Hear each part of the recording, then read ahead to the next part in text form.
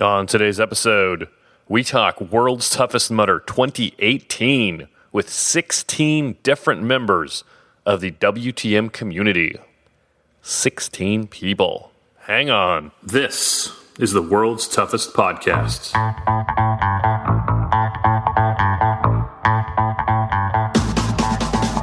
Welcome to the World's Toughest Podcast, where we talk about any obstacle course race you'd like, as long as that's World's Toughest Mudder.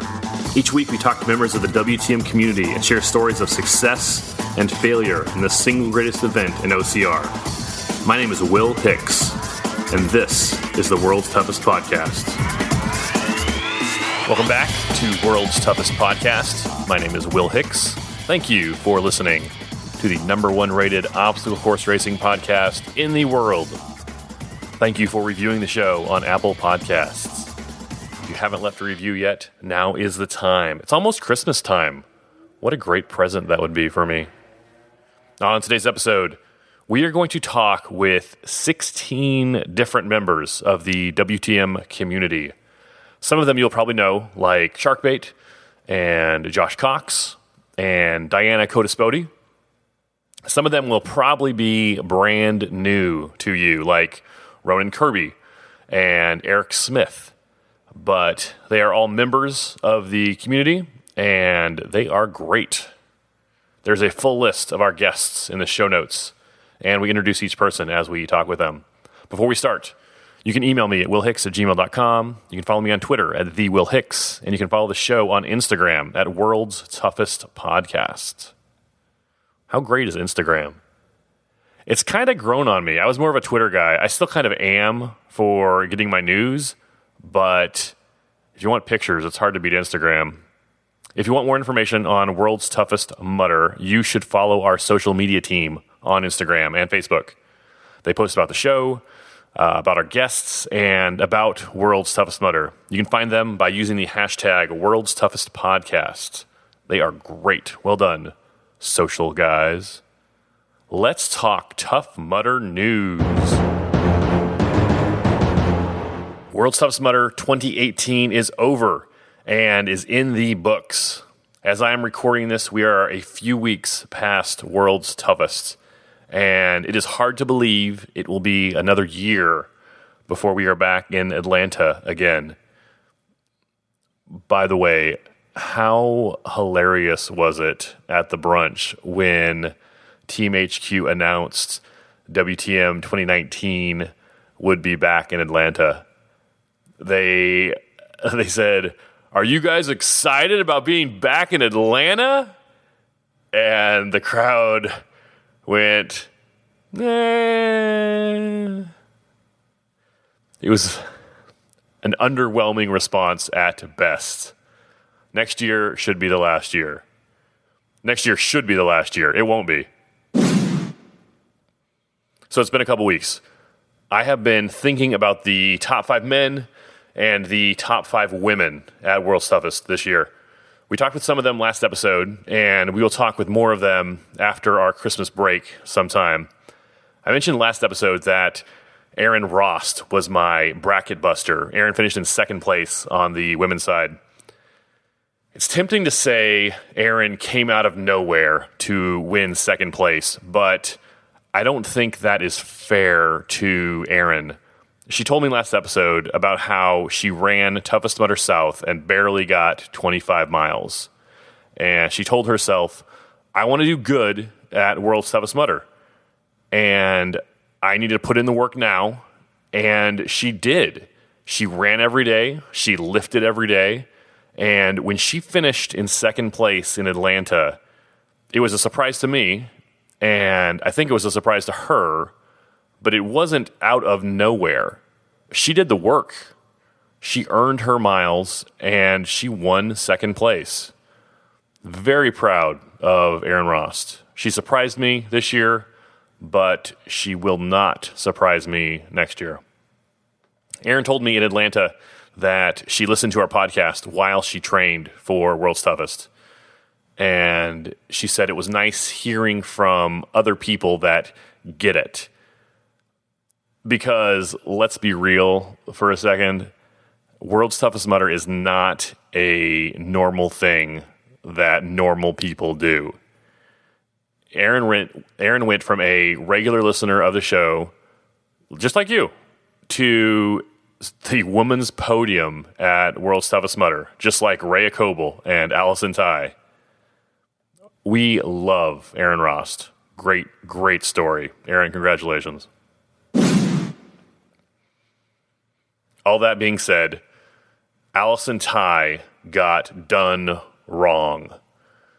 Allison finished in third this year with 70 miles. Rhea finished in first with 75, and Aaron finished in second with 75. When Allison finished, she got bad information. When she finished her 70 miles, she got bad information on how far ahead Rhea was and how far behind Aaron was. They interviewed her at the finish line, Team HQ did, as the second place woman. In Allison's mind, the race was over. She couldn't catch Rhea. Aaron couldn't catch her. She was done. She had geared down. Her pit was broken down. She had changed clothes.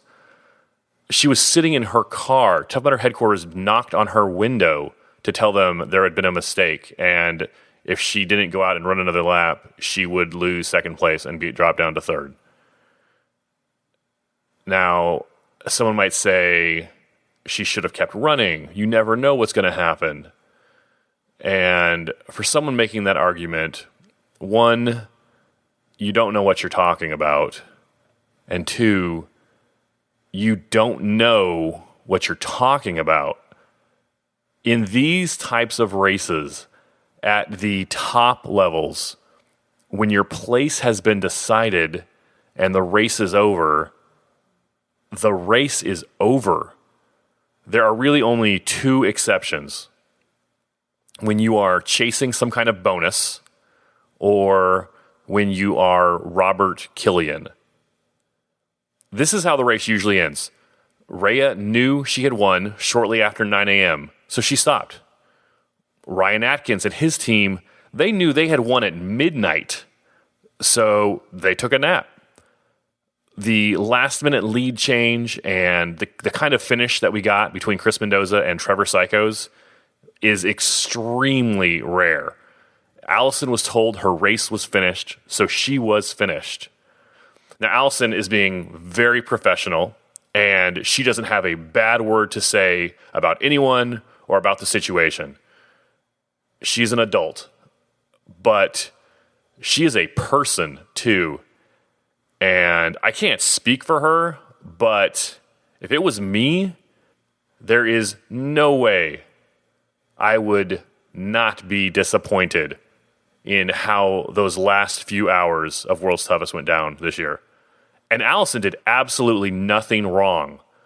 The record books will always show Allison in third place at World's Toughest 2018.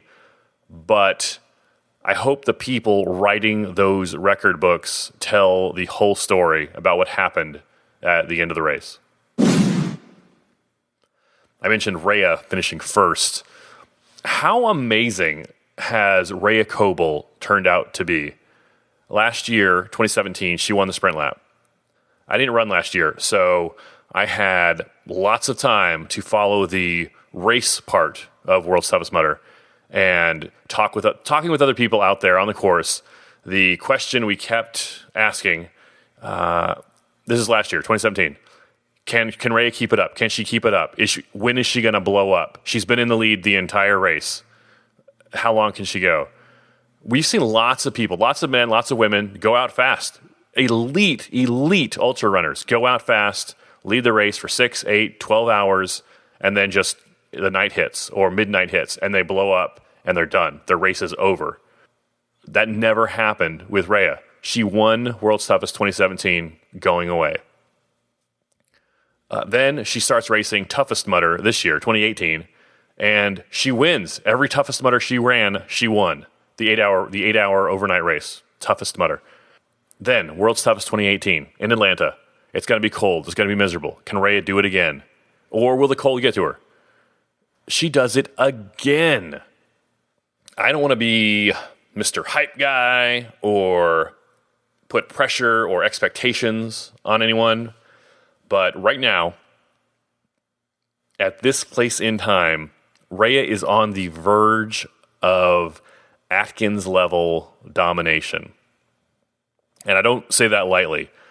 Ryan Atkins has never lost a race 8 hours or longer. Ryan Atkins has finished in first place at World's Toughest Mudder 6 years in a row. That's ridiculous. No one's ever done that. It's doubtful it'll ever be done again.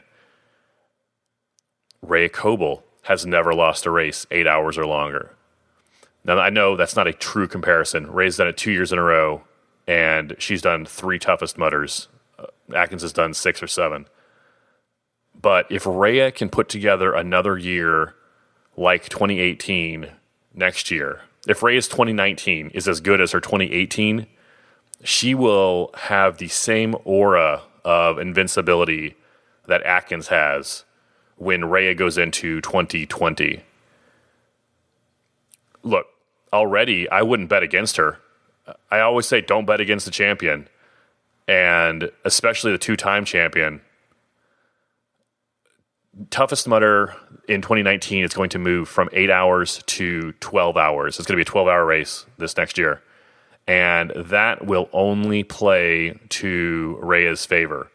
Lindsay Webster was dominant in the 8-hour races in 2017. That was before Rhea was running them.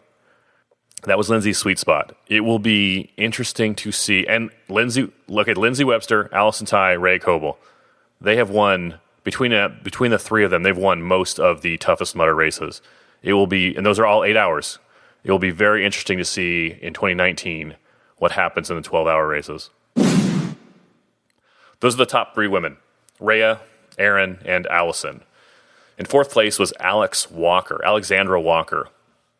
I was paid a visit by Alex and your 2018 world champion, Christopher Mendoza, shortly before the race. Alex and Chris are both dental professionals, and they did not take kindly to my revealing to the world that flossing is just a big scam by the pharmaceutical companies to sell product. Anyway, they brought me about 25 of those free sample bags you get at the dentist with a little thing of toothpaste, like a travel-size toothpaste, with a cheap, sketchy-looking toothbrush, and one of those things of dental floss about as big as your thumbnail. And they threw them all over my pit area before the race. Point number 1, who brushes their teeth during World's Toughest Mudder? Counterpoint, Alex Walker has the brightest, whitest teeth you have ever seen in your life. So, maybe she's right. Anyway, watch out for Alex at Toughest Mudder Dallas next year. In 5th place was Adrienne Alvord. I have a soft spot for Adrienne. She's been a top 10 kind of athlete for the past couple years, and she has made elite contender for World's Toughest. She's qualified as an elite contender the past 2 years just on like grit and determination. She's obviously a great athlete. She was on track for a strong finish in 2017 before she got a concussion and had to be medically, they had to carry her off the course. And she came back even stronger this year in 2018 with a top 5 finish at World's Toughest Mudder. Very impressive. Adrienne and I both ran Toughest Mudder Berlin this year, and she finished in 3rd place, her best finish by far at a Toughest Mudder.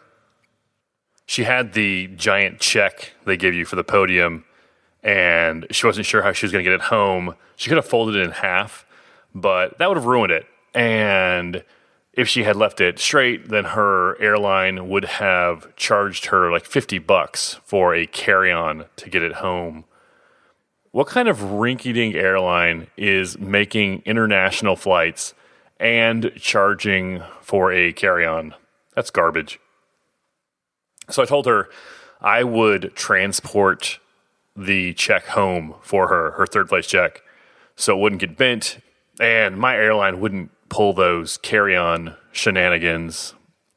If you guys ever get the chance to carry a giant check through multiple airports and security and customs. You should totally do it. It was kind of weird at the airport in Berlin because the check said third place female on it in German. But once we were in America, no one had a clue. I was walking through those airports with big check energy, and it was awesome. Adrian, I still have your check. You can get it anytime. We will talk about the top 5 men next episode. They are equally as awesome as the ladies. Mudrun Guide has started the process for their Best of OCR Awards for 2018. World's Toughest Podcast will not be running for Best Podcast this year. However, let me make a couple recommendations for you. In the Best OCR Podcast category, you should vote for either Overcome and Run, hosted by Heather Bodie, or Obstacle Running Adventures, hosted by Mike Stefano and Caitlin Ritter. If you were planning on voting for World's Toughest Podcast, I appreciate it. Thank you. But please, we are not in the running this year. If nominated, we will not run. If elected, we will not serve. So vote for Overcome and Run or Obstacle Running Adventures. They are both outstanding podcasts. I will probably run next year after I change the name of my podcast. I'm going to change it right before the voting starts next year. The new name for the election only will be the Spartan McSparty-Face Spartacast. That way I will win. Another note for the Mud Run Guide voting. The best photographer in OCR is Jack Goris. Sincerely. Ask anyone who knows, and they will tell you the same. Go to theocrreport.com and check out his pictures there. He's taking pictures for the OCR Report. He's taking pictures for World's Toughest Podcast. He has amazing pictures of World's Toughest Mudder that are going to be online coming up soon. His pictures are so good that Tough Mudder headquarters is borrowing them without our permission. So, Tough Mudder, I see you, and I am drafting a sternly worded letter. Best OCR photographer, Jack Goris, Goras, and it's not even close. Hey, guess who's back? This is the World's Toughest Mudder 2018 recap. Yeah. And I still think we need, with this episode, I think we have more episodes, thanks buddy, than that Toughest Mudder live show that they tried to do. Hey, if y'all need to re-up the show with 2 originators, right? You know where to find us. Sonoma County. Carlo Piscatello and Josh Cox dropped their World's Toughest Mudder wrap-up episode this week.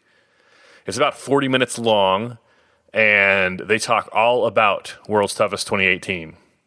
It's not for the kiddos, but if you are a grown-up, it is worth a watch. You can find it on YouTube pretty easily. Hey, Josh, did you hear how my team did at World's Toughest this year? Well, it's finished fourth! Oh, I guess you heard. If you're looking for more Will Hicks on a podcast content, you can check out Obstacle Running Adventures, episodes number 97 and 98. I talked with them before World's Toughest on 97 and after World's Toughest on their episode 98. You should subscribe to their podcast. They are the most consistent podcast in OCR in 2 ways. One, they have a new episode every week, almost always on Sunday night, sometimes on Monday, but almost always on Sunday night. And 2, if nothing else, you should listen to the first 10 to 15 minutes to get caught up on all the Spartan and Tough Mudder / OCR news nationwide. Their last episode, they talked about the recent stink with Isaiah Vidal and Ryan Kent's injury, his season-ending injury on their last episode. Also, they're about to hit episode 100 next week. Congratulations, you guys. You should congratulate them also in a review on Apple Podcasts. It's kind of a thing, episode 100. Go leave a review. Obstacle Running Adventures. I was also on Matt B. Davis's Obstacle Racing Media podcast last week. Matt and I barely talk about World's Toughest Mudder, even though we talked on WTM Eve the night before the race. But for whatever reason, it still made for good conversation. It is not for the kiddos either, though. Grown-up ears only. If you listen to me on Matt's show, Obstacle Racing Media, let me know what you think. willhicks@gmail.com. So over the Thanksgiving break, I took my kids to Disneyland. And guess who we ran into at the happiest place on earth? Nasty here. What's your sponsor get you? We're here finishing up a day at Disneyland, World's Toughest Podcast. What's your team getting you? Not this. Good luck getting some Chuck E. Cheese tokens with your team. The one and only World's Toughest Podcast sponsored athlete. That is Tyler Nash. Nash is the only elite that has run every single World's Toughest Mudder. We talked with Tyler for Elite Week a couple weeks ago. Chuck E. Cheese tokens is pretty funny. If you are an elite level athlete and you would like to meet at Disneyland, I'm happy to meet with you. I keep an office by the entrance to Space Mountain, but I'm not there every day. Please call ahead. You know what? Let's give away a sticker right now. If you would like to join our mailing list for the chance to win prizes like Merrill trail running shoes or a very rare World's Toughest Podcast sticker, text the word tough to the number 22828. That's the word tough to the number 22828. If you are non-US based or don't have a cell phone, you can email World's Toughest Podcast at gmail.com with subscribe in the subject line to be added to our mailing list and to be entered to win. All right, the listener who wins their very own World's Toughest Podcast sticker is Ian Richardson. Congratulations, Ian. Ian, watch for an email from me on how to claim your prize. I'll tell you how to claim your prize. Send me your mailing address, and I will mail it to you. You can claim your prize when it gets to your house. Congratulations, Ian. You can win too.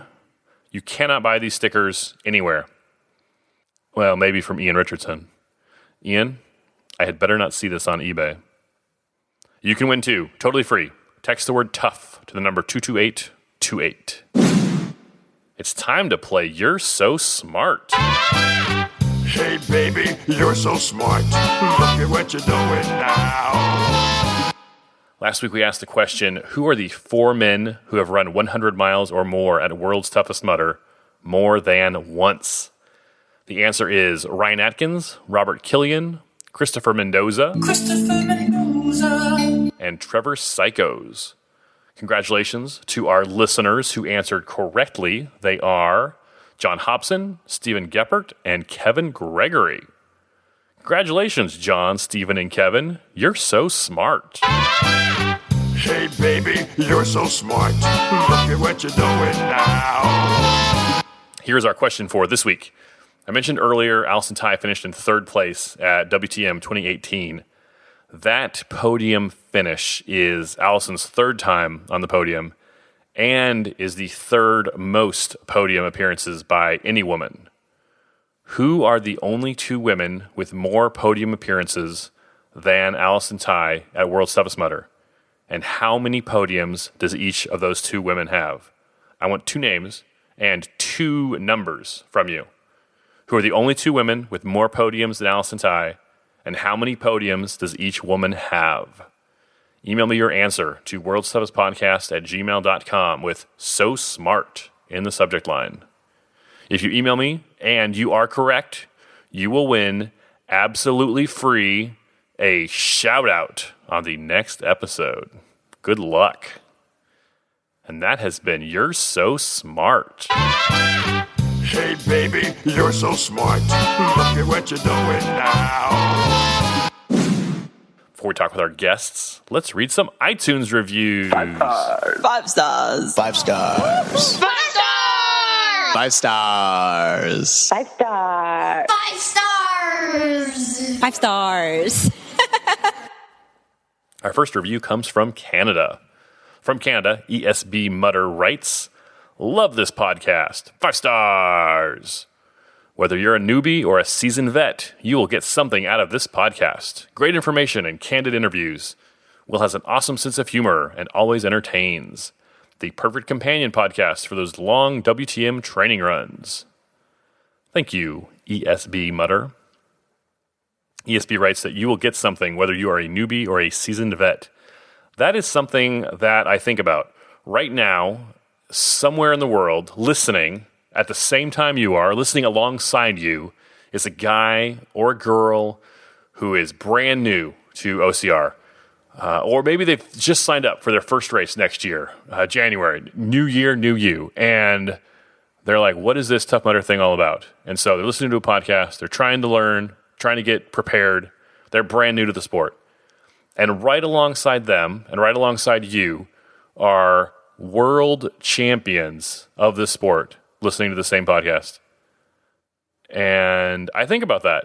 I need to keep all those groups informed without boring the other groups while I am doing it. So thank you for the kind words, ESB. I appreciate it. Our next review comes from It's F.N. Scott. F.N. Scott. F.N. Scott. Huh. I guess those are his initials. Fabio Nehemiah Scott writes, 5 stars. Absolutely love listening to the show. I spend a lot of time in my car for work, and your show makes it much more tolerable. Also, thanks for the awesome conversation at the Champions Brunch about the Agility Peak Flex. They are great. Keep up the great work. Side note, I feel like I'm one step closer to being a World's Toughest Podcast sponsored athlete now that I have my very own brand new sticker. Thanks, 5-star Will. Listen here, F.N. Scott. I'm glad you like your Merrill Agility Peak Flex shoes. They are great. You are correct. But I don't know who this 5-star Will guy is. That was started by Christopher Mendoza. But it doesn't work. It doesn't roll off the tongue like Christopher Mendoza. Not everyone needs a nickname. I am perfectly happy being plain old Will Hicks. Congratulations on your sticker. Those are rare. I had a handful at the brunch, and I gave a few away, not for purchase. By the way, I just dropped an envelope in the mail today to a past champion of World's Toughest Mudder who asked me for some stickers. So if you are a current or former world champion and you need some swag for your laptop, let me know. willhicks@gmail.com. Our last review comes from Unicorn Bacon OCR. Unicorn Bacon writes, so much less annoying than Matt B. Davis. 5 stars. Great guests, informative interviews, excellent WTM prep. Unicorn approved. Now, Unicorn Bacon, that is not very kind. So much less annoying than Matt B. Davis. 5 stars. Unicorn, I just watched the documentary on Mr. Rogers and highly recommend it. I don't think Mr. Rogers would appreciate what you just said. And even if it was true, come on, that is like the definition of damning with faint praise. I am less annoying than someone else. Thanks. Yes, Matt may not be your cup of tea, but he's okay with that. He said, like, maybe my show's not for you. And you know what? I am probably not the favorite podcast host of some of Matt's listeners, but that's okay. That's why the world is allowed to have more than one OCR podcast. I have said it before, when you are looking at the OCR podcast marketplace, there is no room for just another OCR podcast. but there will always be room for another good OCR podcast. If you are smart or funny or can interview well and edit concisely, or if you have a focus or perspective that is different than everyone else, go for it, man. I have listened to at least one episode of every OCR podcast out there. And I'll listen to yours also. I'm not just talking to you, Unicorn Bacon. I'm talking to anyone, but go for it, man. Unicorn Bacon, you should be nicer to Matt. I started World's Toughest Podcast after listening to Matt for 2 years. If there was no Matt, there would probably be no World's Toughest Podcast. But I appreciate the 5 stars, though. I'm keeping them. If you would like to be a part of the show, like ESB Mutter, FN Scott, or Unicorn Bacon, hang on. ESB Mutter, FN Scott, and Unicorn Bacon. Not one of your mothers call you that. What is your name? If you would like to be a part of the show, like ESB Mutter, FN Scott, or Unicorn Bacon, you can leave a review on Apple Podcasts also. Just click the purple podcast button on your iPhone or iPad and search for World's Toughest Podcast. Click our logo and then scroll down to click Write a Review. If you don't have an iOS device, you can leave a review on Amazon.com. Just search Amazon for World's Toughest Podcast, click our logo, and then scroll down to click Write a Customer Review. And I will read it on a future episode. All of these interviews were done right before or right after the Champions Brunch, the day after World's Toughest Mudder. If you are coming to your first World's Toughest Mudder, you must plan on staying for the Champions Brunch. It's optional, but you must come. You should come. It is a celebration of the race, of the community, and of the winners of World's Toughest Mudder. It is the second best day of the year, which immediately following the best 24 hours of the year. I will introduce each guest as we talk to them in the interview, but their names are also in the show notes. It's time to talk with the World's Toughest Mudder community. Let's go to the phones. Diana Codispoti, how do you feel? I feel great. I am so excited to be here and done. But I'm feeling good. Very excited, very happy. We're talking the day after World's Toughest Mudder. How many miles did you get? I got 20. So I wanted 25, but I got 20, and I'm happy with that. So I'll just come back next year and do 25. They're very cold miles. Yes, very, very cold miles. Woo, especially from a Texas girl. So it's a little colder than I was expecting, but we got through it. What was your favorite obstacle? Blockness has always been my favorite. But, I liked all of them. I hated the A-frame, yet I loved it because I am terrified of heights. But to get over that the several times that I did, or the couple times that I did, I loved it because, it's totally about your fear factor. And it was all about fear for me, but I was able to get over it. So, in a weird way, I love that one. This is your first World's Toughest Mudder. What advice would you have for someone running World's Toughest Mudder next year? They're for the first time. Take it all in as much as you can. Take the support from everybody. Whether that comes down to making your list of every single thing that you need to pack to, just how to eat, how to take in the support from your pit crew.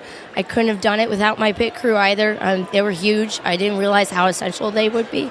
But and go out there and have fun more than anything. Take in every single minute, even when you're in absolute pain. Just keep doing it because it is so worth it in the end. Diana Codispoti, thanks much. Thank you. Angus Young. Mark James. My theme song. How was your race? It was a long night. I actually went to my tent for a couple hours in 2 different durations. Froze my tail off like we all did. Managed to get 50, which feels like the new 75. It was probably one of the coldest times I've been in my life, and I've been through some gnarly stuff being in the service and all. How would you compare it to Vegas? Well, much different course as far as the greenery, the single-track trail, the lack of the desert, the rolling grass. But when that frost settled on every obstacle, it was a considerable factor on just staying driven, staying in the fight, and not just curling up, getting in a ball, or getting in my car and going home. Did you think about that, or did you? I really didn't. I had a good first 3 laps, as I think we most did. It wasn't that cold. I actually took my wetsuit off on the first mile like I always do. And it wasn't until 30 miles in that I started really falling apart and started questioning whether I could keep on going. Be back next year? Yeah, we'll see. I need a good motivator because right now I'm having flashbacks. I hate to say PTSD, but I'm thinking about 2 nights ago when I was really cold. So we'll see where it is and see what I'm doing. So if it's cold next year, what advice would you give someone coming back? Well, some people made the right and the wrong decisions. My friend Whitney Tilson, who won the age group that I'm in, 50-54, I won it last year. He wore basically a parka top and parka pants the whole time. And he was a little slower off the start, but he kept warm and he got 60 miles. So just be prepared. Train for this. World's toughest is no joke. You have to put in the time. Mark James, thanks much. Thanks, Will. Patrick Ebert, or London, UK, but originally Germany. How was your race? Race was good. I really liked it. I mean, yeah, it was pretty tough, pretty bloody cold, but yeah, I really liked the race. Yeah. Did you get cold? I got cold quite well. Probably, I don't remember the lap, but I was out and the medical actually asked me. Bacon. Yeah, I love bacon. Yeah. So actually the medical asked me, what's on your head? And then she just touched it and said, oh, that's ice. I said, yeah, it's fine. But I just went out. How many miles did you get? 50 miles. So yeah, that's... Coming back next year? Not if it's Atlanta again. Really? No.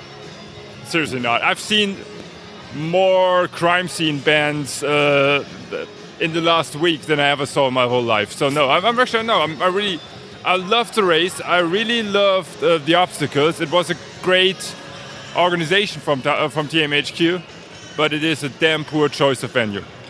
Was it the actual race site venue or the city around the venue? Probably the city around that is probably more worse than the race site venue. I mean, the race site venue is just in the wrong climate zone, but yeah, that's it. What was the high point of your 24 hours? For any reason, I loved underwater tunnels. It seemed crazy, but it actually kept me going. I wasn't in the mood to race for the first 2 laps, and then I got these underwater tunnels and said, yeah, you know what, this is what it takes. You just go through and you do it, and that's kept to be my mantra of the whole race, and that got me to 50. Thanks, except for my pit crew, yeah, they were. Shout out your pit crew. Who's your pit crew? It was Lars Elchen from Germany, and yes, the rest of all Anke Frederick's team, more or less. I piggybacked on them like a lot, yeah. Awesome, thanks so much. Hey, thanks up. Hey, thanks. Corolla Fector, how was your race? It was okay, given the circumstances. I have to say that I had some tummy issues the last few weeks and early on in the race, so didn't have a good start, and then I got cold, and yeah, but I finished, yeah. It's a cold race. Yeah, it was a really, really cold race. Oh my God, I was freezing heavily, and I'm just glad I survived. Do you feel like you have unfinished business, like back next year? I definitely have unfinished business with that course, so let's see when I will be back. Human beings are not designed to be out in that cold for that long. It's ridiculous. Just being out there was a win.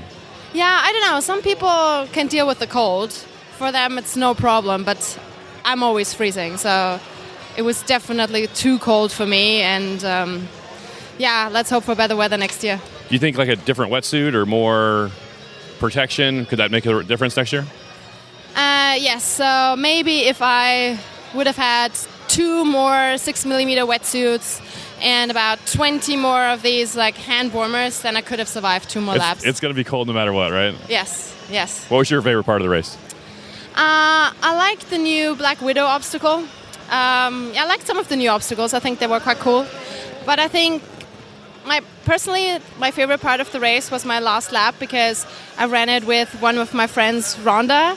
It was her first World's Toughest Mudder, and she did great. So we finished together, and yeah, that was the best thing. What's Rhonda's last name? Rhonda Cage. Good job, Rhonda Cage.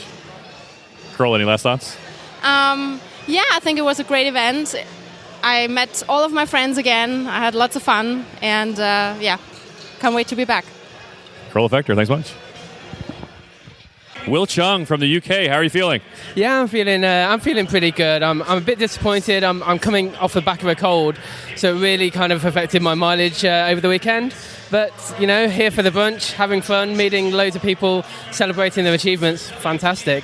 How many miles did you get? I got 20. As I say, that I'm coming off the back of a cold, and the cold actually really got to me. I just couldn't get my pace up, keeping warm, so I quit after 4 laps. It was so cold. It was absolutely ridiculous. I don't think anyone expected it to be so cold. But then I looked at the temperature last night, same point, 12 degrees, 54 degrees, and think, if it was only Sunday night rather than Saturday night. But I went out there, had a lot of fun, met loads of people that I've met on Instagram. Absolutely great atmosphere. Okay, if I told you next year's World's Toughest Mudder will be exactly the same temperature, what would you do differently to prepare? Hopefully not get a cold the week before. I think if I didn't have a cold and it was this cold, I'd have been okay. If it was kind of that cold, if I didn't have a cold and it was that cold, I'd have been okay. So, no, I was prepared. I was prepared to go out, whatever the weather. But unfortunately, I just had a cold just the week before, and that was a thing that affected me. Is there anything you think you could have done differently or better? I probably should have gone out later on in the morning, maybe 10, 11 o'clock. I think it did warm up, but by then my head was gone, and so I was a bit disappointed that I didn't go out. But I think I made the right decision not going out. What was your favorite part of the course? I thought Twin Peaks was really good. That was really enjoyable. Gauntlet, that's going to be interesting for 2019. But I think I'm probably here with everybody else. 6 lumberjacks in a row. The Gauntlet would be a fun obstacle to do once, like one time, not multiple times every 5 miles. Yeah. Just like lumberjack. Lumberjack, you kind of do it once, it's fine. But 6 in a row, that was brutal, and that really was evil. Twin Peaks was fun though. Oh yeah, I'm relatively short, but I'm quite flexible, so I could get to the bottom, do the splits, and get across. It's unfortunate that that's not going out to other courses, but it's good fun, and the water spraying everywhere is great. Will Chung, any last thoughts? World's Toughest Mudder? I can't wait to come back next year. Thanks, Will. Thanks, Will. Caitlin Ritter, welcome to the show. I know. Thank you for having me. This is your first time at World's Toughest, working pit crew. Yes. How'd it go? It was so cold the whole time. I was freezing, but Mike was in. Maybe his longest pit crew might have been pit stop might have been 5 minutes. He was in and out super quickly. Went to medical twice, but he made it his 50 miles, which is awesome. A short pit crew like that is indicative of you doing a lot of work to get him in and out that fast. Yes, it was myself, April Dupree, this guy Mark, and somebody else. And we were the 4 of us would just go up to them, rip off their wetsuits, put on whatever they wanted, had food. We were not even taking their bligments off. We were just hand feeding them their food and got them on the course. It's actually work. If you're doing it right, pit crew is a lot of work. Yeah, we'd see them coming by the finish line, take off our dry robes, get the dry robes on them, and then just wrap them up and get them fed and out on course. So Mike worked pit crew last year, and he ran this year. Yes. You worked pit crew this year. So what's your plan for next year? I would pit crew again. I don't have the mental toughness to be out in 34-degree weather. However, we have talked about doing a team relay. Team relay is the way to go. That's what I do each year. I heard. I do with some friends of mine. It's more of a reunion kind of. Mm-hmm. We spend a lot of time walking, just catching up on families and stuff. Yeah, absolutely. Team relay is super fun. However, if you need a pit crew to get that 50-mile bib, I'm all your pit crew. I will get that 50-mile bib before I die. I don't know if it'll happen in Atlanta in 32-degree temperature. It was so cold. It was so cold. And then tonight's low is only 52 degrees. What advice would you have for someone working pit crew for the first time? I would take Will Hicks' advice and be careful if you're pit crewing for a significant other, a wife, a husband, a boyfriend. Mike and I had no problems. We kept it positive, but we did see some people bickering and arguing. So you guys were good though. We were. You're still together. We are still together. We celebrate our 5-year anniversary today. So happy anniversary! We made it. Thank you. So without naming names, tell me about the couple, the relation. What did you see? Just people I didn't know them personally, but I did hear people no, that's not what I said I wanted. What are you doing? And I'm oh, you need to be nice to your pit crew because I can make or break you. Caitlin Ritter, any last thoughts? I can't wait to do it again next year, and I just hope it's a little bit warmer. Caitlin Ritter, thanks much. Thank you. Eric Smith, Santa Clarita, California. Eric, how was your race? Cold. How many miles did you get? 40. Were they hard miles, or how'd you do? My legs are doing great. I'm barely limping. I think I could have done 60 with my legs. My forearms were pretty good.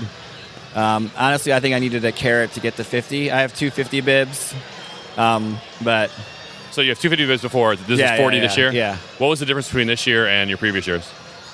I think, well, the cold was one thing, and then my main wetsuit, I split the crotch on an obstacle on the second lap. You like ripped it open? Ripped it all open. So I had a what is it called, a wardrobe malfunction? Yeah. So I had to figure that out. So that took a little time.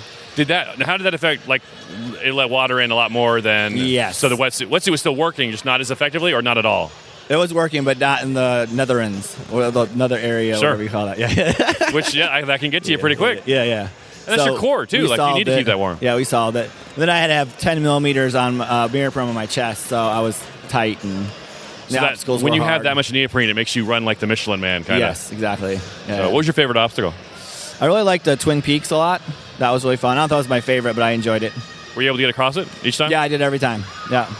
So I made it across almost every time. One time I got across, but I couldn't get up. Like the rope was frozen. Oh, yeah. Yeah, I think that was a great obstacle. Yeah, that was awesome. Did you do the stacks? I did not, because I have a perforated eardrum right now, and I did it before the perforated eardrum, but I need to let my ear heal, so. What advice would you have for someone coming next year, first-timer? Bring everything. Because last 3 years in Vegas I could drive, or 4 years in Vegas I could drive, so I brought everything. And I usually bring a backup full wetsuit, but this year I didn't to save space. But then I blew out my crotch, so but nice to have that. That's a really good point. Depending on where in the country, maybe you can fly, maybe you can drive. What I had to fly also this year.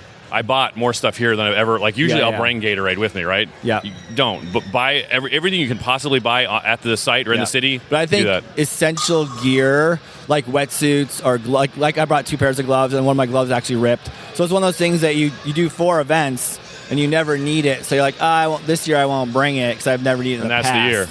And that's the year. So I ripped the glove and I ripped the crotch, but I had backup gloves. But I had enough other neoprene options so I could survive. Otherwise, that would have been the end of my race on lap 2. Eric, any last thoughts? Nope, just like your show. Thanks, man. Appreciate it. Take care. Appreciate it. I listen to your show a lot. Thank you. That's awesome. You're welcome. I appreciate it. I appreciate it. I appreciate you, man. That's very kind. Anka Frederick, welcome to the show. Hi, Will. Anka, you did something amazing yesterday. Tell me what you got at the end of your race. I got my 100 headband and a crown. So World's Toughest Mudder 2018 was your 100th Tough Mudder. Yes, it was. How cool is that? It's amazing. It was an absolutely epic and outstanding event. And before, I was a little bit worried about combining milestones, but I could not have wished for anything better. So you did a lot of races this year to get to 100 by World's Toughest. Yes, I did 48 races this year. That's amazing. That's ridiculous. It is. It's absolutely ridiculous. That's like more than I think Jim even does in a year. I don't know how many he does, but it's been a long year and it's been a long season and it's been crazy and outstanding and amazing. Okay, so 100 Tough Mudder events. What's your favorite? It's really hard to say. I think one of my favorites will always be Tough Mudder Northern Germany, but like yesterday, World's Toughest 2018 is epic. It's simply epic. The course was great. The conditions were super rough. I've never seen such an amazing teamwork and camaraderie out on any event. I'm still blown away. How was your race? How was your World's Toughest? It was really good. The first 2 laps were great. I got really cold and hypothermic in lap 3. Then Clinton saw that I was struggling and that my pit crew was struggling to get me out on course. And he came over and he said one sentence that made me cross the start line again. He just looked at me and said, "Run with your heart." And I was like, okay, I got this. And then went out on lap 4, and on lap 5, I got 25 miles. I'm super happy with that. Yeah. So 100 events, the first woman to get 100 events. Yes. You've worked so hard for it. I'm trying to, why would you do 100 events? Why does Tough Mudder mean so much to you? It somehow got out of control. And I can't remember the point. Well, 10 was a big milestone, and then I was at 25, and all of a sudden I was at 50, and then I was at 75, and then I had a look at the schedule, and I was like, I could actually get 100 this year, and I was like, okay, I'll just go for it. I'll try, and I'll put everything in that I got, and it all worked out. All the flights worked, all the travel plans worked. Luckily at work, my coworkers, they support me in a way that I can actually do this, and yeah, so it all worked out. I'm super happy. What's your plan for next year? 48 events? No, 4 events? No, I don't know yet. I I really don't know yet what I'll do. I will probably not do 48 events because it just takes so much time. But I will definitely be back in the States. I already booked the thing like flight and accommodation for a Tough Mudder LA, and so yeah, my first event of the season will be an American one, and I'm already looking forward to that. Anke, any last thoughts? World's Toughest Mudder? It's been epic. Huge congrats to everyone who dared to step up. Those conditions were super rough, and I loved every second out there. I hated it, but it was great. Anke Frederick, thanks so much. Thank you, Will. So good. Good job, Anke. My name is Kenny Yang, living in Las Vegas. Kenny, how was World's Toughest Mudder? By far, this is my third World's Toughest. By far, this is the hardest one I have done to date. I see you wearing a 50-mile bib. Yes, I am. You earned that. Thank you, brother. Thank you very much. What was your favorite part of the course? You know what? The obstacles were amazing. You know, Tough Mudder has definitely stepped up their game this year. What was your favorite one? That's a tough. The gauntlet was amazing. The stack was way taller. I felt way taller than the cliff. Yes, most definitely. Most definitely. How many times did you go off the stacks? Went off the stack once. We were going to do it the second time, and then I remember I had my gold carabiner, so bypassed that, and but should have did it another time. How great are those gold carabiners?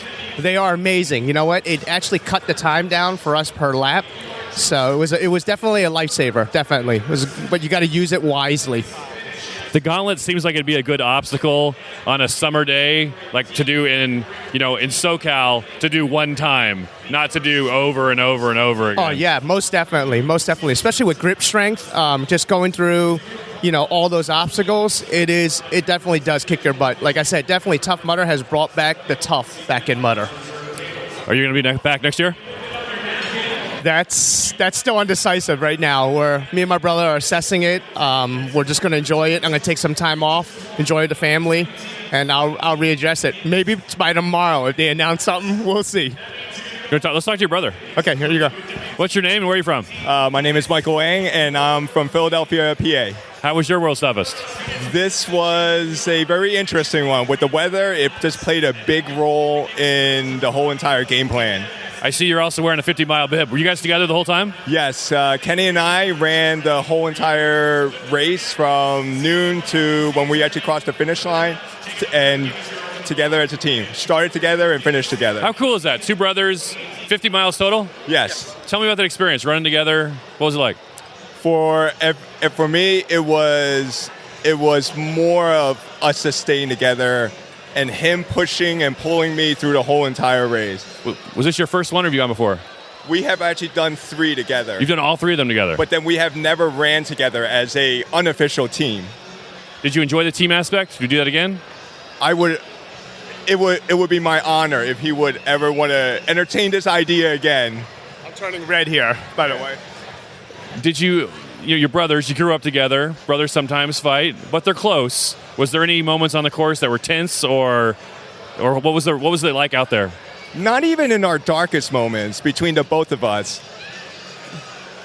Never in the darkest moments of the night or the coldest parts of the night did we ever fight or get discouraged or anything like that. There were times that, I'll be honest with you, that I wanted to quit like 3 or 4 times during the race, but he wouldn't let me. Do you think because you were together, you got more miles than you would have separately? Absolutely. Without a doubt. I think I probably would have dropped out at 35 at the most. What was your favorite part of the course? My favorite part of the course was probably Matterhorn. Like, I really like that team aspect of, like, it's kind of like a pyramid scheme meets a A-frame. So, like, that whole teamwork and camaraderie, that actually just brought it to, like, a different level for me. You ran 2016 when they had the giant wedgie. Yes. And it's like they had the giant wedgie, which was a totally individual obstacle, but now you need someone just to start the obstacle. You need help. Absolutely. And I actually think that Tough Mudder just put it in the right place and at the right time. It was like the finishing obstacle, so you still had to bring that teamwork even at the end of the 5-mile loop. You have any advice for someone running World's Toughest for the first time? Be prepared. Be prepared to go into a place in your mind that you have never been before and just dig deep and you'll find yourself. I always tell people you have to at least just try it once in your life. Thanks much. Yeah, thank you. So good. Thanks, guys. Thank you. Good job, man. Take care. Thanks a lot. Melissa Sharkbait Dugan, how are you? Hey, Will Hicks, 5 stars. How was your race? Oh, I had a great time. I bowed out a little early. I hurt my knee, but no big deal. And I got to go back and forth between helping Chris and then some pit mates. And while I was waiting for them to come in, I was over at the start line with Sean and Clinton. Freaking dance party, midnight dance parties, and a million hugs. My dry robe is full of mud from muddy hugs all night long. I loved it. I absolutely loved it. How do you wash a dry robe? I don't know. I've never really worn mine before, so I guess I've had it for a couple of years and I never really get to wear it. I feel the exact same way. I've had a dry robe. It's so nice. I don't want to get it dirty because I'm mine's can I dirty. get it clean and it'd be nice again? No, it's very dirty. I think you could just throw it in the washing machine. We'll figure it out. Yeah. That's one cool thing about World Stuff is even if it doesn't go ideally, the community's there and you can help someone else have their race go well. Absolutely. Chris had to push past some really dark places, and it was so great to kind of, help push him along. And, I wouldn't have been able to go out if I wanted to. I ended up giving all my gear away. People weren't ready for the super cold, especially gloves. I'm really glad I brought a lot of extra gloves because people just brought blade mitts, which are great, but you need to layer them. And you can't. It's really hard to just wear blade mitts when things are freezing over. You know what? Every other race, I have said blade mitts are the only gloves you need. But No. That's a lie. That was a lie for this race. Lie. You needed something underneath for when you need to do an obstacle. You need to pop those hands up. Yeah, I have a few different Neosport, and I have some Kevlar coated stuff. You're not going to get cold in that, but then you can't use your hands. But it got to a point, when it was like 3 or 4 in the morning, they're not doing obstacles anyway. And not being able to really do anything complicated. So they didn't care. They're like, I'll just take whatever keeps my hands warm. So had plenty of those. So if it's in Atlanta next year, what would you do differently? Personally, I was ready for gear-wise. I always kind of have all the gear. Mine was different stuff. With Chris, I can give you every excuse into the book. I wasn't running enough. I wouldn't slam my knee on Everest, but that wasn't anybody's fault but my own, and it's nothing bad. I just think people, in general, from what I saw, people would need warmer gear, be prepared. I think people put wetsuits on when they were ready, but then they didn't have all the other things. They didn't have the hoods. Some people didn't have windbreakers. I did have to lend some wetsuits out. Some people didn't have wetsuits. They thought they could deal with frog skins, so they were hoping for a warmer, hot Atlanta. Big eye roll, people. Big eye roll when I say that. Last year, at this same brunch, 1 year ago today, they play a video of Atlanta. The very last words they show, Hot Atlanta. I know. Well, that was a lie. Yeah, no, it was good though. Everyone was out there and encouraging people, and just like any other World's Toughest Mudder, the community was, came out in full force, and it was awesome. You mentioned Chris, your husband, Chris Betcher. Yes. Should we talk to Chris for a minute? Big hug. Yeah. And then here you go, babe. Oh, Pass it thank on. you. Chris Betcher, how was your race? My race was pretty epic. I'm used to Worlds. I've done it. This is my 4th time, and I've normally done pretty well. I'm pretty good about just grinding things out. This year's been a big year for me. Moved to Virginia, got married, did a lot of honeymooning, and I didn't get a lot of time to train, so I knew I was going to have to wing this. So going into it, I knew I wasn't going to live up to the expectations of some of my past events, but I went into it headstrong, but then temps started dropping, and I'm like, okay, Minnesota cold, I can do this. You're from Minnesota originally. Yeah. So I got that Minnesota blood, and I'm like, no, this shouldn't be a problem. At lap 6, I was sitting in the pit, and I wasn't freezing, but I was cold, but mentally I was just done. And I remember looking at Melissa's eyes, and I was starting to cry. I'm like, I'm done. I can't do this anymore. I'm not having fun. This isn't working out. And then I started thinking about it more and more. Like, well, I could freeze in the pit alone or just do this, or I could freeze out on course. And I'm only going to disappoint myself, and I'm going to disappoint a bunch of other people if I just don't go out there and just keep grinding. So even though my mind was saying you're done, my feet turned around and I went right back to the start line. And I got back out there. I got one of the most amazing hugs from Clinton and a few great words. And I just went right back up and got back out there and watched the chaos that was probably one of the coldest. I don't know if it's on record, if it is the actual coldest. So we're looking at the weather from New Jersey, 2012, I think, maybe colder, like technically, but everything was iced. Like it was below freezing. Like if someone tells you it was 32 degrees, it was colder than that. If there was any rig or anything that we got on for an obstacle that had any metal on it, at one point I did have to switch out of my Blake mitts. Sorry, Deanna, but I needed thick neoprene at some point.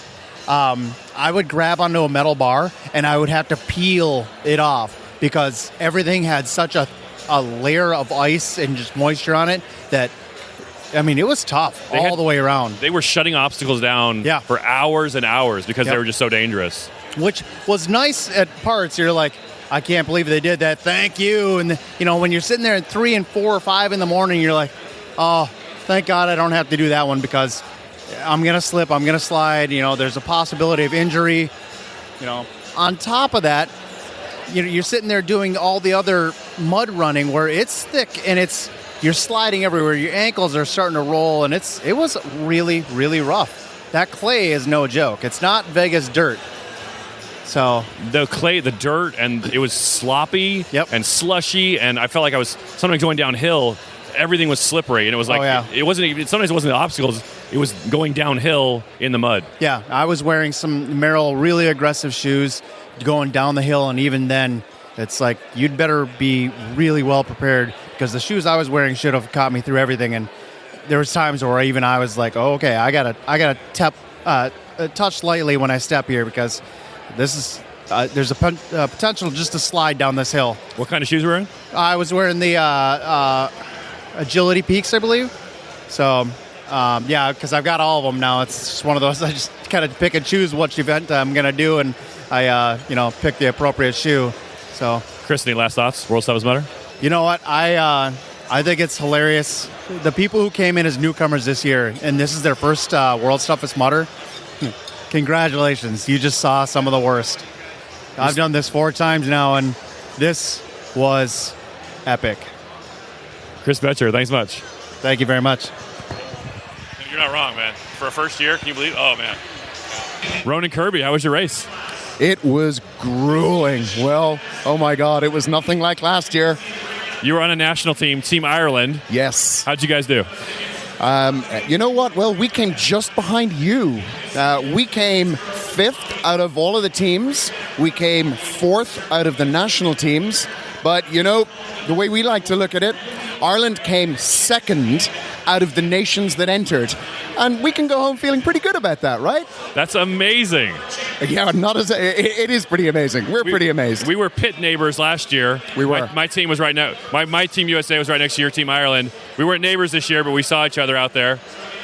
What did you think of the course? The course was phenomenal. I loved it and I hated it, which I think is exactly how you should feel, right?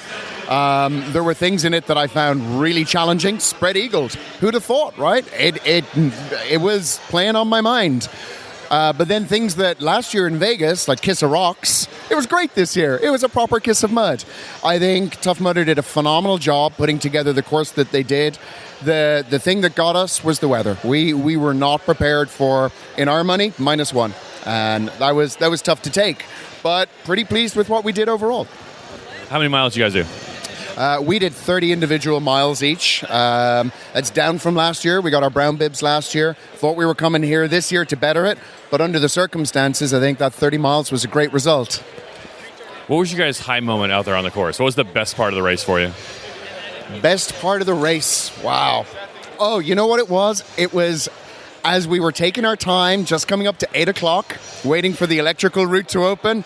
We were the first people down that electrical route.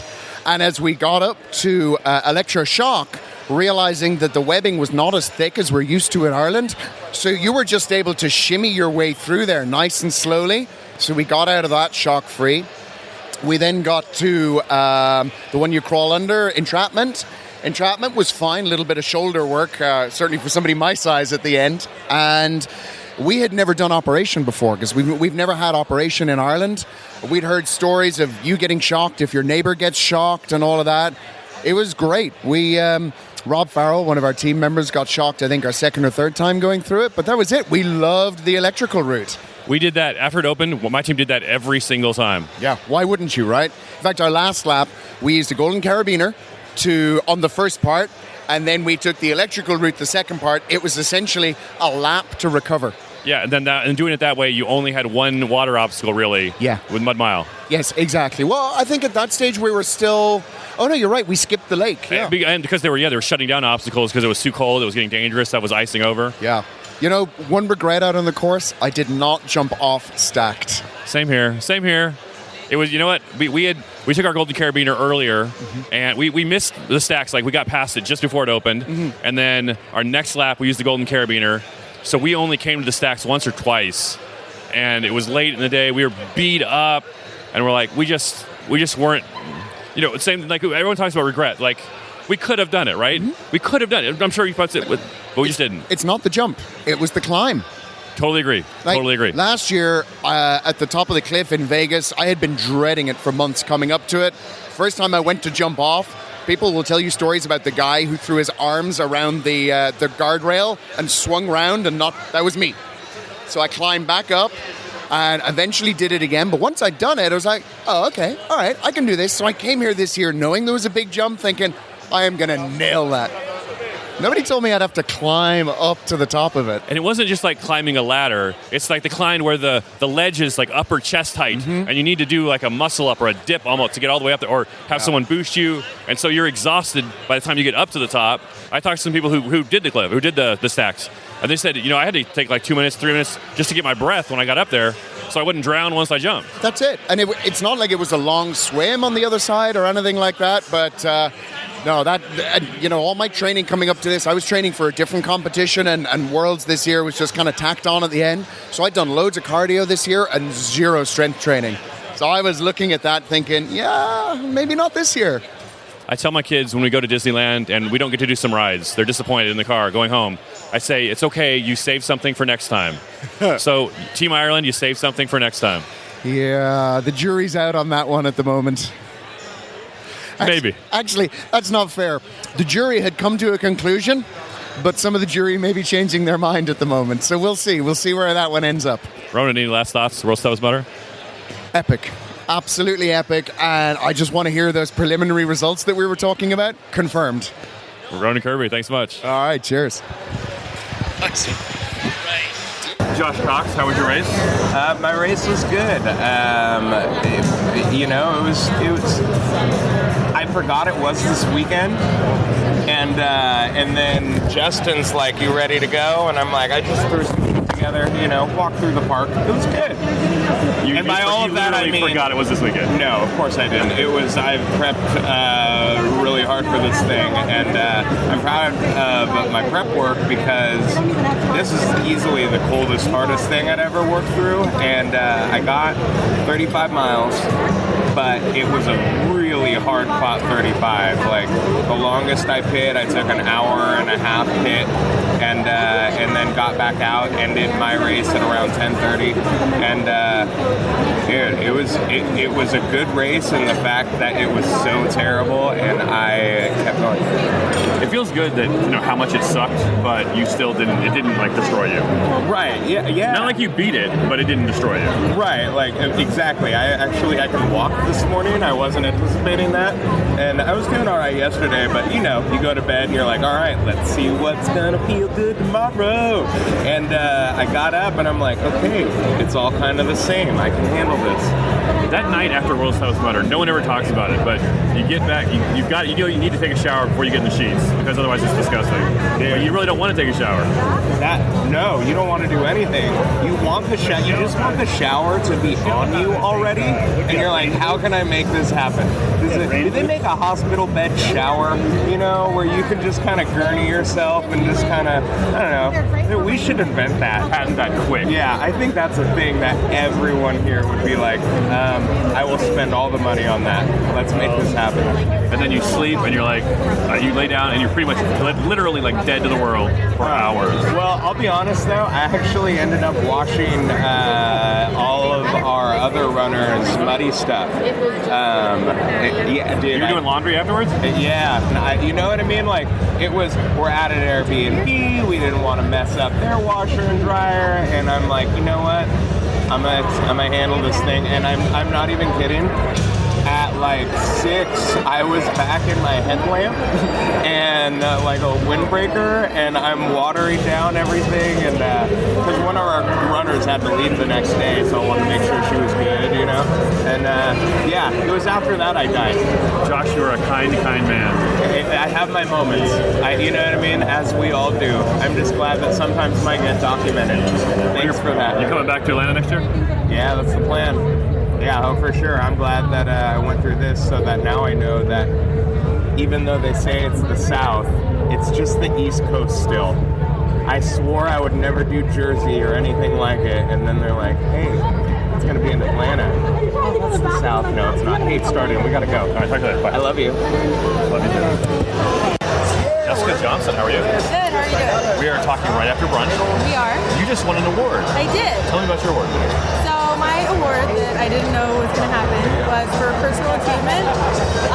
Clinton was there at Nashville with me, which I'm slow. I don't run. My very first Tough Mudder 5 years ago took me 6 hours to complete. So this year I've been getting a little bit better. Last year I finished under 4.5 hours. So I've just been trying to get it under 4 hours. This is a personal. I know they're not timed, but and so finally at Nashville, which was only like 9 miles, but still I finished in under 4 hours finally. Clinton was there at the end and trying to get up. I yelled at the guy. They were trying to take the ropes off of Happy Ending, and I don't do it if there's no ropes because I don't want to fall. But I yelled at him to please leave the rope up so I could get up, and so I did, and I made it. And then I did do it again, Vegas in under 4 hours, so that made me feel better because it was actually 10 miles. You know what? I'm not much of a runner either. And we see these amazing athletes like Rhea Koval and Chris Mendoza. Oh, yeah. But there are tons of people, just like you and me, that are out there for the challenge, for the camaraderie, and it's just fun. Yeah. So people can look at the athletes and get intimidated, but what would you say to somebody who's like, I don't look like Rhea Koval, I shouldn't be out there? What would you say to somebody? I don't look like Rhea Koval. If I can do it, anybody can do it. Anyone can do it. You can walk, you can crawl, you can do whatever you have to do. But they're fun, and it's more about the community and camaraderie and meeting friends and seeing different places in the country and all that stuff. And just get out there and do it. And those are regular Tough Mudders. You just ran a World's Toughest Mudder yesterday. I did. How'd that go for you? I got 25 miles.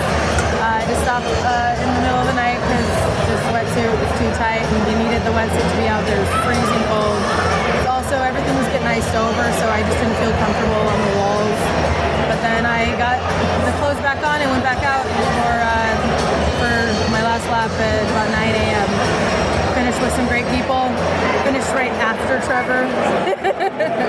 So my 25 for 100, but hey. Isn't that amazing? You got 100 miles. It's crazy. It's And Chris fucking also. crazy. So proud of Chris. Couldn't be more excited. What was the best part of the race? I can't even think about that yet. But my last 2 laps, I got to run with some of my good friends, and it just made it that much more enjoyable. One of your new media ambassadors, Kim DeVos, ran my 4th lap with her and her buddy, and we just made it through together. That electric lap was money. How great was they called it Electric Avenue. Electric Avenue. That was Why was Electric Avenue so great? Because, I think I got one little shock on the first time I went through it, and I'm really good at operations, so I'm like, if I can get through the other 2, I'll pass operation, and I don't have to keep getting wet in the other obstacles because I have no upper body strength. So I think you got to pass 2 or 3 obstacles that you would have just gotten wet. There was like a fork in the road. Yeah. You go left to a bunch of upper body obstacles, get wet again, a lot of penalties. Even Blockness, even though everyone loves it, but you got wet, you don't you want got to to get wet skip it. in the middle. It was great. And so now I am lifetime 4 for 4 for operation, so I'm very, very excited. Once you know how to do it, it's not that bad. So good. It's very intimidating at first It is. because you can get shock. And then in the morning when I went through it again, EST got me twice and entrapment got me twice because my backpack kept hitting it. But it was not near as bad as anything. Because last time I did EST, I got knocked out and face planted in the mud in Arizona. So if I had got knocked out by EST, I don't know if I'd ever do it again. But it was worth it because of the obstacle. I did a lot of crawling and maneuvering, but I got just one little zap and it wasn't too bad. That's a good point. The lines, they weren't as long as usual. In the beginning they weren't long, but then they made them long at the last half. And but you could get up and you could kind of sneak your way through. I hate the electrical obstacles, but once we did that lane, I was like, we can do this without getting shocked very much, and we save a ton of energy on this daily side. And you got to skip Everest too, so that was. So you got to skip the extra mud mile if you didn't get through it. Although if you took the penalty on operation, you'd have to go back to Everest anyway. This is true, but I didn't. Well, what's the worst part of the race? Just the wall after wall. We had T-boned and then skid marked and then just how tall those lumberjacks. 6 of them in a row every single time. It was the worst. I didn't really have a terrible moment. Like I had to end at 12:30 because my wetsuit was too tight and I couldn't breathe. But at that point, it was for my 20 miles. I felt great. I wasn't sore. I was still like my mental clarity was awesome. I wasn't terribly cold. Just sometimes gear doesn't work out for you, but as long as you keep going after. Coming back next year? Oh yeah, I'll be here. Just getting last lunch. Jessica Johnson, thanks a lot. Thank you. Charlie Bower, welcome to the show. Hey, Will. How you doing? Charlie, you just ran World's Toughest Mudder yesterday. How do you feel? Yeah, well, I mean, it was a brutal course. I think you ask anyone out there. It was a hard enough course when it started to get cold, but once we started seeing the ice, especially on the obstacles, that's where it really changed. I stuck out, probably like around midnight, I was really feeling the cold, but I kept pushing and pushing. But I think once I started seeing skid mark, especially with a sheet of ice over it, that's when I sort of thought just to lay off a bit. So I just chilled out for about an hour or two in the pit, which that was probably harder than being out there. You sit down, get some food, try and put some warm clothes on, and then to get back out when the sun came up was really hard. Because of the temperature, I had a thermals, compression top, and a wetsuit, and I just put them all on and got out there. And luckily, with a bit of momentum, I got through that next lap, got through another one, and got my goal. So it's pretty good. But horrendous course. I see you wearing a 50-mile bib there. Is that what you ended with 50? Yeah, 50, and if you've noticed, it's dirty, so we got the extra 55. Dirty brown bib. Congratulations. Yeah. So no, it's good. It's good. Yeah, and I'm really pleased to get that. Really pleased, especially as I say, you saw, people dropping off on the course. A lot of people with hypothermia, and a lot of people injured as well. The lumberjack. I was with a guy, Will Catamol, he got 40 miles in Germany, so he was set to do really well out here. I think on his 4th lap he went over lumberjack, fell on his back, and he was out. Poor guy, he's been training hard for that. And then others, I saw 3 other people do, just from me passing that course, that obstacle, 3 other people do exactly the same injury, so God knows how many others did it. Lumberjack... Not a favourite obstacle. They shut it down. I'm not sure what time they shut it down. They shut that down at 4. So when the ice came, they shut down T-Bone, Lumberjack, Skidmark, Everest, and I think there was one other. But that's sort of why I sort of then called it a day, because I'd been kicking myself if I'd have kept out there, got a bit of hypothermia, and they should have taken a bit of notice when they closed the obstacles. I feel like the obstacles were even dangerous, though, like an hour or two before they closed them. Yeah, they were. Well, that was the lap before they closed, and when I did skid mark, I got on the top, and it was a sheet of ice, and you just slid down there. And also, the obstacles with the metal bars, the handrails around Happy Ending and things, when you held onto them, your hands stuck to the bars. So. And the flat surfaces that you're sitting on or standing on, they're like an ice sheet. Like you could just, you had to be super Black careful. Widow, I came off Black Widow, and it's only it's like a 4-foot drop, but that was nearly fell off that just from the ice. So I'm not sure. Hopefully people that were watching it online could appreciate how cold and how much ice there was out there. I don't feel like anyone who was not out there We can talk about how miserable it was, right? Yeah. But you had to be out there. It was Yeah. so cold Yeah. and just miserable, and you're exerting yourself. And Well, that was the other thing. If you were watching some of the Instagram posts, people were going into their tents, putting their windbreakers on the jacket. Windbreakers on the top of the tent to warm up.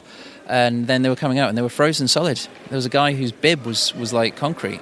So, that tells you how cold it was. It was pretty intense. It was not fun at all. The weather was not fun at all, but I'm so glad I did it. I'm so glad I'll have those stories for the rest of my life. It was an amazing experience. I mean, doing it in Vegas and things is amazing, and it is a challenge. But I think the element of bringing the cold in there just made it something completely hard, really hard. But the whole experience was something else, and to see it through to the end. I think that was the main goal, was seeing it through to the end. Wasn't the mileages kind of went out the window quite quick for people. So a lot of people I spoke to just said they just want to stay out there. So you got 55 miles at World's Toughest. Yeah. You also ran every single Toughest Mudder worldwide this year, all 7 of them. Yep. And you did several tougher mudders. Yeah, I did the morning of a toughest. I'd run a tougher in the morning, and then the toughest in the afternoon, and then I did additional toughers in England. I did an additional tougher in Germany, and then an additional one in Chicago.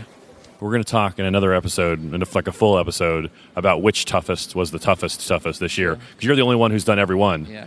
But how many miles did you get over the year? All those races we just talked about. Altogether, 400. 400 miles. 400 miles, yeah. And who was even? Who was second place? What was it? Second place? I don't know. I mean, Daniel Stevens, because he got his 100. He was the first guy outside of America to get his 100 Tough Mudder, headband. So he was quite close to me, I think. But he didn't have a great race in Germany, and he didn't do San Francisco. So I think he finished with about 3:25 or 3:40, something like that.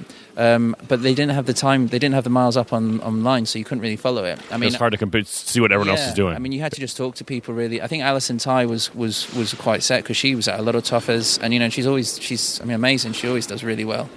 And then Mark James was in the running for it, but once things changed with the prizing, he had to take a step back, which is a real shame because he was second last year. So Ryan Atkins got a lot, but I don't know. Ryan got the most last year with 335 miles. So my main goal was just to beat that, and then there was some confusion with the record mileage jacket. So when I saw that being advertised, this black jacket, I thought, well, I want to not just win it, but try and win it with the 400. So then that's when I did an extra tougher in Germany and flew out to do an extra one in Chicago just to be sure that I could get it. And luckily, I think I probably could have pushed to get 60 miles in Worlds to get, if I hadn't have got if I needed to get it, but it was just managed to get the 400. Well, 400 miles in 1 year has to be the record or close to it. Yeah. Those were all competitive miles also, so they're all documented. Yeah, I did a couple of other, like when I was in Chicago, I ran tougher in the morning, and my flight wasn't till the evening, so I just went out and ran a regular Tough Mudder again, so there was a couple that weren't counted. But I mean, the logistics of doing all of that, not just the expensing, the flights, tickets and hotels, but I mean, I've got a job as well, so I was having to, take a Friday off work, so I'd fly out on a Thursday night, land Friday, run tougher morning Saturday, toughest Saturday evening, and then get the next flight back to England so I could be in work for Monday. And then, even things like my dog. I had to find a dog sitter. Every time I'm away, like now, there's someone looking after my dog back at home. All these little things, makes it much harder logistically to do. Yeah. What's your plan for next year? Next year, I don't know. It depends. My main goal, I would love to get a 75-mile bib. And as hard as this course was, and, you learn a lot from it. I think, the cold was the big thing. If there was a way to sort of try and overcome that a bit, improve my training a bit more, I think, I'd love to. This year's goal was to win the Holy Grail miles, which I'd like to, although it's not kind of been acknowledged, I'd like to think, that's, I've managed to achieve that, especially with the 400. Next year, 75 miles, I think that's what I really want to set my mind to. But saying that, these trips doing the toughest, they're an amazing experience. I met some amazing people, the community, amazing. So I would quite like to do some more. I definitely would be up for doing the 12 hours in Las Vegas, because that's a great venue. Charlie, any last thoughts on World's Toughest Mudder? It kicks my ass. Charlie Bower, thanks much. 5 stars. Special thanks to Diana Coda-Spody, Mark James, Patrick Ebert, Carola Fector, Will Chung, Caitlin Ritter, Eric Smith, Anka Frederick, Kenny Ing, Michael Ing, Melissa Sharkbait Dugan, Chris Betcher, Ronan Kirby, Josh Cox, Jessica Johnson, and Charlie Bower. Well done, all of you. I hope to see you all next year. If you are looking for more discussion and interviews from World's Toughest 2018, may I recommend 2 other podcasts on the OCR Report Network. Heather Bodie had a great interview with the second place woman Erin Rost on her show, Overcome and Run. And Mike Stefano and Caitlin Ritter had those 2 great episodes I mentioned earlier, number 97 and 98 of their podcast, with tons of World's Toughest Mudder interviews on those 2 episodes. That is on Obstacle Running Adventures. Leave us a review on Apple Podcasts. I will talk with you soon. Go spend time with someone you love.